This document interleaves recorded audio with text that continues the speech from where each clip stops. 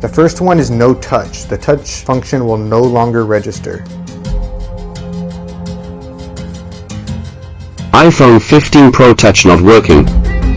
Press volume up, volume down, power on button, release, connect the MAGiCO P15 cable. Press volume up, volume down, release, press and hold the power on button, and do not let go.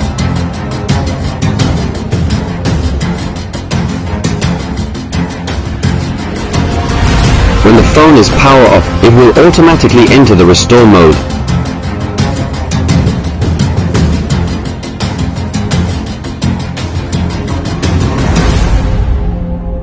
After enter restore mode, easy to restore with the tunes.